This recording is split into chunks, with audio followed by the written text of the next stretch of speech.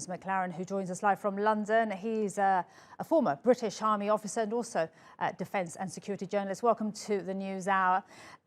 In your opinion, how important is this moment for Mariupol and the Ukrainian fighters, the Azovstal fighters? Well, it's very important. I mean, there are legal and diplomatic implications to this situation, which there are more qualified people than me to talk about it. But from a military perspective, Russia must respect the rule of law. Those soldiers have surrendered, and therefore that sends a very important message to the world in the way that Russia will treat those soldiers. They are entitled to legal protection.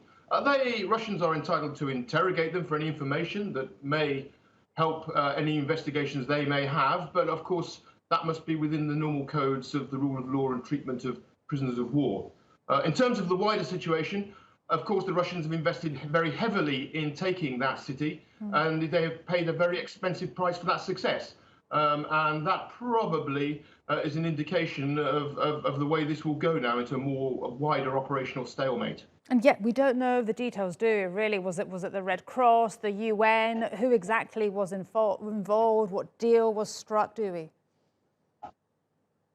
Well, it's a question of whether there should be any form of a deal, really. Obviously, there are actors, state actors and international actors who are making sure that the due process of the rule of law and law of armed conflict is applied, and making sure that both parties understand their obligations.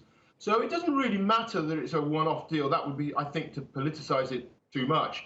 The important thing is that at the moment, those soldiers seem to be being treated in accordance with the rule of law and law of armed conflict.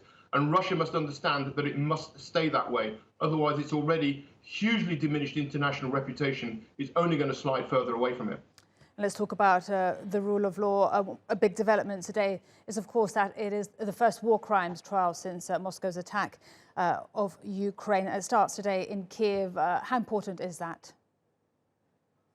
Well, again, from a legal and a diplomatic perspective, it's extremely important. I think that probably our legal and diplomatic experts more qualified to assess the overall implications of it. But I just am concerned that we are rushing to try and use due process as some form of propaganda and information tool.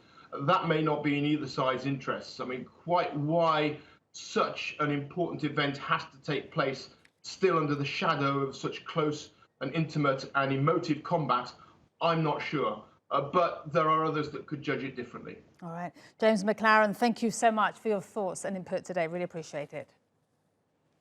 Not at all.